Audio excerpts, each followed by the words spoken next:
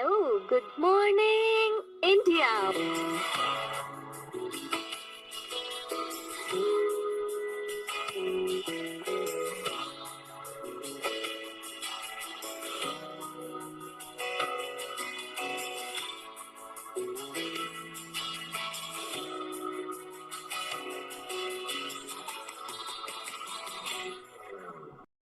मैंने दिल्ली का एग्जाम दिया, उत्तराखंड दिया और एमपी भी दिया। कभी 3 मार्क्स से नहीं हुआ, कभी 21 मार्क्स से नहीं हुआ, कभी 13 मार्क्स से नहीं हुआ। लोगों को लगा कि 4-5 दिन की जिद है, खत्म हो जाएगी, लड़की वापस आ जाएगी। मेरे सामने मेरी मम्मी बैठी हुई थी।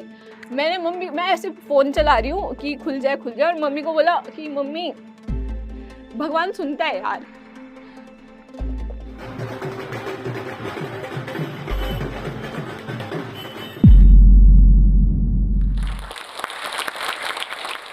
वहां जन सैलाब आया हुआ था।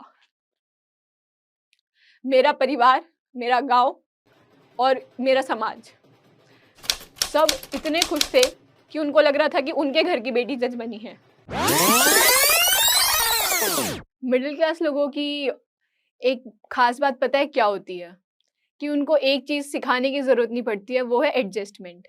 एडजस्टमेंट वो अपने आप सीख लेते हैं, वक्त उन्हें अपने आप ही एडजस्टमेंट करना सिखा देता है। लेकिन इस एडजस्टमेंट का मतलब ये नहीं है कि वे संतुष्ट हो जाते हैं। ये एडजस्टमेंट से वो उसको स्वीकारते हैं, आगे बढ़ते हैं। यही जो स्वीकारी हुई एडजस्टमेंट है, ये उनके अंदर एक जिद पैदा करती है, एक जोश पैदा करती है कि आगे चलकर उन्हें अपना वक्त बदलना है, कुछ अलग करके दिखाना है और इस लूप में जिसमें वो फंसे पड़े हैं, इस लूप से बाहर निकलना है। नमस्ते जोश टॉक के व्यूअर्स, मेरा नाम गरिमा आर्या है और हाल ही में मैंने उत्तर प्रदेश न्यायिक सेवा परीक्षा में 138वीं रैंक हासिल की है और यहाँ मैं आप सबको अपनी जर्नी के बारे में बताने के लिए आई हूँ। मैं मूल रूप से मुजफ्फरनगर से 11 किलोमीटर दूर एक छोटे से गांव दतियाना की रहने वाली हूँ और मेरी पढ़ाई की कहानी वहां से शुरू हो जाती है जब मैं 4 या 5 साल की थी।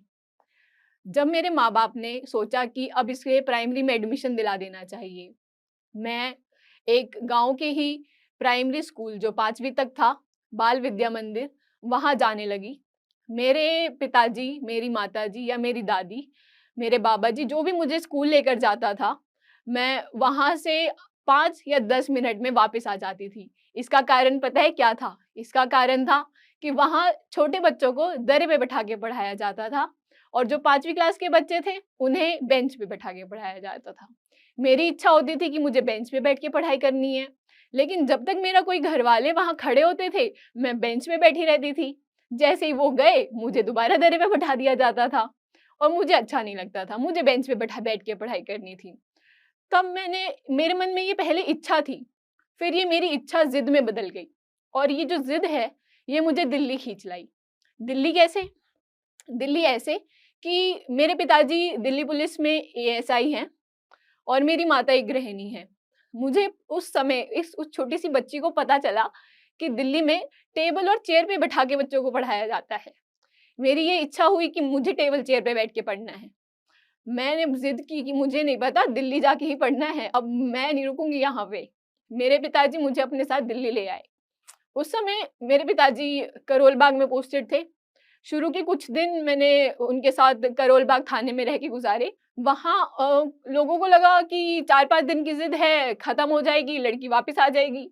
लेकिन नहीं, लड़की को ज़िद थी, उसको पढ़ना था और उसकी पढ़ाई की ज़िद, उसका उत्साह आज उसको देखो यहाँ लेकर आया है। मेरा इमोशनल होने का कारण ये है कि जिस परिवेश से मैं आती हूँ, वहाँ महिलाओं को, बेटियों को इतनी आज़ादी नहीं दी जाती है कि वो घर से बाहर निकलकर अपना करियर चुन सके।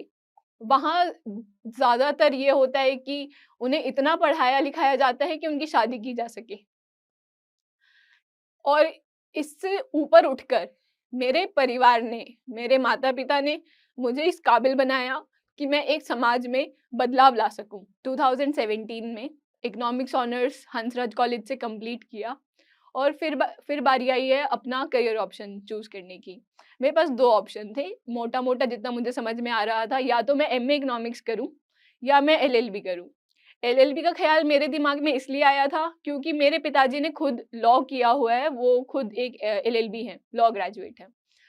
फिर मैंने दोनों तरह के अटेम्प्ट्स दिए। मैंने एमए इकोनॉमिक्स के लिए भी अप्लाई किया और मैंने लॉ का फॉर्म भी फिल कर दिया था। हाँ, लेकिन बात ये थी कि मैं इतना सीरियस अटेम्प्ट दूँगी, नहीं दूँगी, ये मेरा डिसाइड नहीं था। और एलएलबी सेलेक्ट करने के पीछे की एक कहानी मैं आपको बताती हूँ।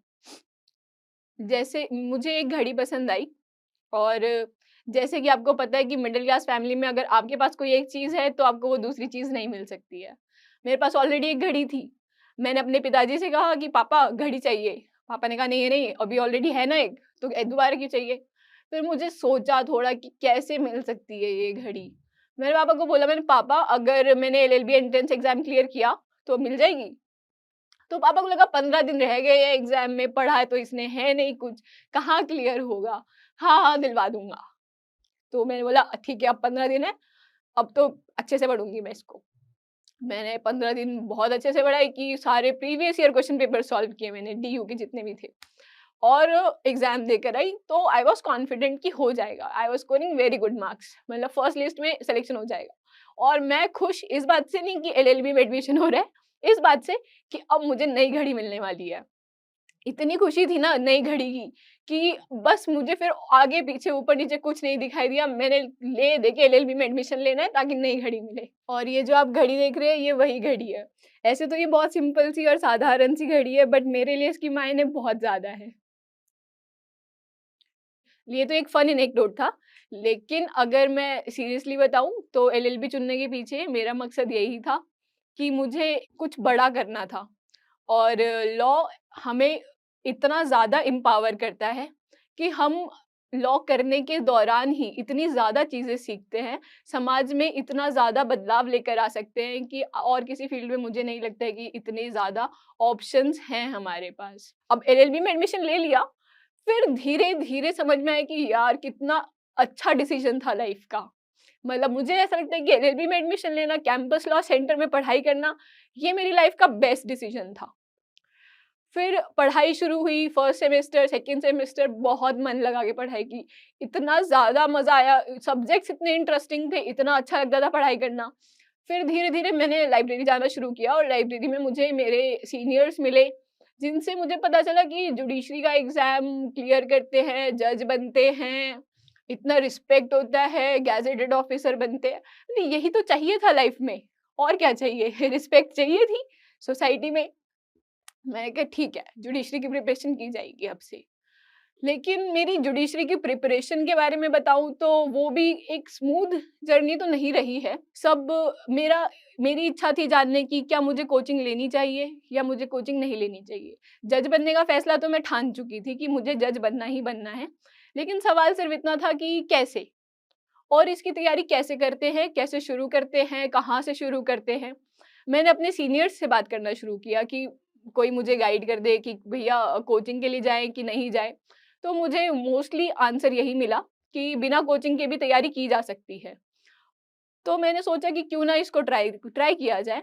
मेरे एक सीनियर हैं कमल यादव, उनकी मैंने मदद ली। उन्होंने मुझे बहुत सहारा दिया, बहुत सपोर्ट किया।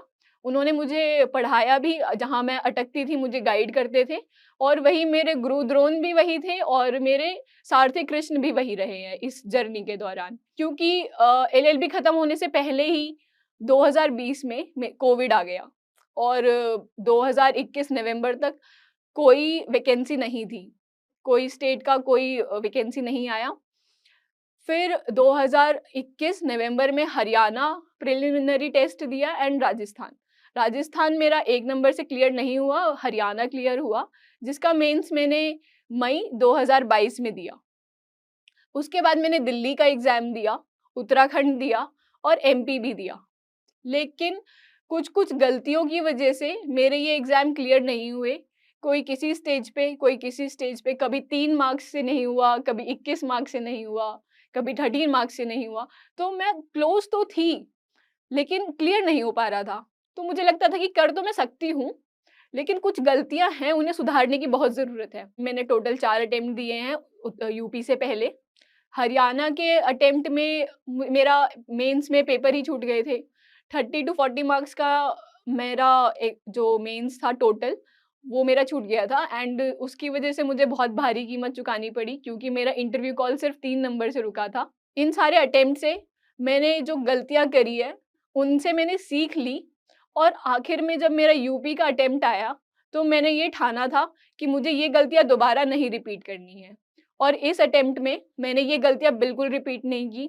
मैंने टाइम पे पेपर पूरा किया, लोकल लॉज़ अच्छे से रिवाइज़ किए थे, जीके पे पूरा ध्यान दिया और लैंग्वेज पेपर को इक्वल इम्पोर्टेंस दी। मेरा यूपी का मेंस क्लियर हुआ जो मुझे 1 अगस्त को पता चला, 1 अगस्त को उसका रिज़ल्ट आ गया। फिर 23 अगस्त को मेरा यूपी का इंटरव्यू शेड्यूल्ड था प्रयागराज में। मैं इंटरव्यू देकर वापस आई, मैंने अपने जो सीनियर्स हैं, जो बैचमेट्स हैं, उनसे बात की कि ऐसे मेरा इंटरव्यू हुआ और ये मेरा इस तरह से मेरा मेंस हुआ है। तो दे वर थोड़ा-सा कॉन्फिडेंट कि हाँ, तेरा हो जाएगा, तू ज़्यादा टेंशन मत ले। लेकिन फिर भी थोड़ा मन में घबराहट तो रहती ही है कि पता नहीं क्या रिज़ल्ट आएगा, पता नहीं क्या होगा। फिर 30 अगस्त को जिस दिन मेरा जन्मदिन भी होता है, उस दिन रात से ही, सुबह से ही जिसका कॉल आ रहा था, जिसका मैसेज आ रहा था, वो यही पूछता था रिज़ल्ट कब आएगा? कब आएगा रिज़ल्ट? क्या बनेगा तेरा? क्या होगा? तो मुझे लगा कि अरे क्या अभी से बात करने लग गए हैं, बर्थडे वाले दिन ही सबको रिज़ल्ट जानना है, सबको यही बात करनी है और वैसे भी 28 अगस्त को लास्ट इंटरव्यू था और 2 दिन में कहाँ रिज़ल्ट आता है? मैंने कहा मुझे नहीं पता है, अभी टाइम है, बाद में आएगा। मैं सबको ये बोल देती थी। फिर मुझे शाम के 6 बजे कमल भैया का कॉल आया। उन्होंने मैंने फ़ोन उठाया, मुझे लगा हैप्पी बर्थडे बोलने के लिए फ़ोन किया होगा, अब सुबह से कॉल्स ही इस बात के लिए आ रहे हैं। मैंने फ़ोन उठाया, उन्होंने बोला, "लड़की, तू जज बन गई।" मुझे लगा मज़ाक कर रहे हैं मेरे साथ। मैंने कहा, "क्या भैया 2 दिन में रिज़ल्ट आता है क्या? आप कैसी बात कर रहे हो? इतनी जल्दी रिज़ल्ट आ जाएगा?"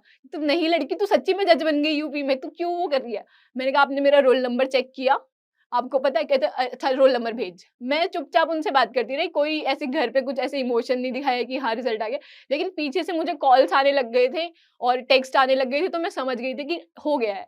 पर फिर भी खुद की संतुष्टि से पहले मुझे शोर नहीं मचाना था, इसलिए मैंने वेट किया। मैंने उनको बोला कि पीडीएफ भेजो, मुझे चेक करना है। उन्होंने मुझे पीडीएफ भेजी और कुछ वो पीडीएफ डाउनलोड नहीं हो पा रही थी, टाइम लग रहा था उसको। और मेरे सामने मेरी मम्मी बैठी हुई थी। मैं ऐसे फ़ोन चला रही हूँ कि खुल जाए और मम्मी को बोला कि मम्मी, भगवान सुनता है यार, चाहे थोड़ा लेट सुने पर सुन लेता है। मेरी मम्मी को समझ ही नहीं आ रही क्या बोल रही है, क्यों बोल रही है। वो मेरी बात इग्नोर करके अपने काम में लगी हुई है। मैंने कहा फिर मैं और देख रही कि खुल जाए। फिर मैंने पीडीएफ खोला और नाम चेक किया अपना, रोल नंबर चेक किया, सब कुछ चेक किया। फिर मैंने मम्मी को बोला, "मम्मी लड़की जज बन गई तुम्हारी।" फिर पापा दूर थे, दूसरे कमरे में थे, उनको आवाज़ लगाई, मैंने पापा आ जाओ। फिर गाँव में वीडियो कॉल किया, तो सबको बताया, फिर कॉल्स आने लग गई, मैसेजेस आने लग गए, सबके पूरा दिन मतलब I think I have attended 300 calls in total. तो पूरा दिन, पूरी रात और उससे नेक्स्ट डे यहाँ तक कि आज भी ये सब कंटिन्यूअसली चल ही रहा है। जिस बदलाव का सपना मैंने देखा था कि लॉ करूँगी, जज बनूँगी और एक समाज में परिवर्तन आएगा। उस परिवर्तन की शुरुआत पता है कहाँ से हुई? जब 14 सितंबर को मैं अपने गाँव पहुँची। वहाँ जनसैलाब आया हुआ था। मेरा परिवार, मेरा गाँव और मेरा समाज, सब इतने खुश थे कि उनको लग रहा था कि उनके घर की बेटी जज बनी है।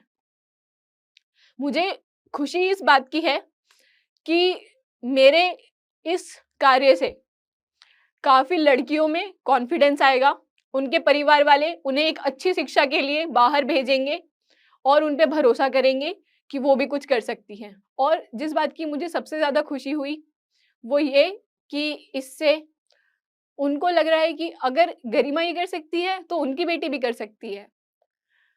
अगर गरिमा इतना आगे पढ़ के जज बन सकती है, तो क्यों ना हम भी अपनी बेटियों को आगे बढ़ाएँ। बहुत अच्छा लगता है जब आप किसी की उम्मीद, किसी का राह बनते हैं। तो मैं उन सब लड़कियों को ये मैसेज देना चाहूँगी कि अगर ऐसा मौका आपको मिले जिससे आप कई लड़कियों की ज़िंदगी बदल सकते हैं। तो इस मौके को जाने मत देना, आगे बढ़ना और कुछ करके दिखाना, क्योंकि ये सिर्फ़ आपके लिए नहीं है, ये पूरे समाज के लिए है और आने वाली पूरी पीढ़ियों के लिए है। मैंने कहा था ना कि मिडिल क्लास के लोग जो होते हैं वो एडजस्टमेंट सीख लेते हैं, लेकिन अपनी परिस्थितियों से संतुष्ट नहीं होते और उसको बदलने की चाह में आगे बढ़ते रहते हैं और वही चाह उनको आगे बढ़ाती है, जोश भरती है और बदलाव लाती है। तो आप लोग भी संतुष्ट मत होइएगा, आगे बढ़िए और बदलाव लाइएगा। इस वीडियो के बारे में अपनी राय नीचे कमेंट सेक्शन में हमें बताएं और अपने दोस्तों के साथ ये वीडियो शेयर करना ना भूलें।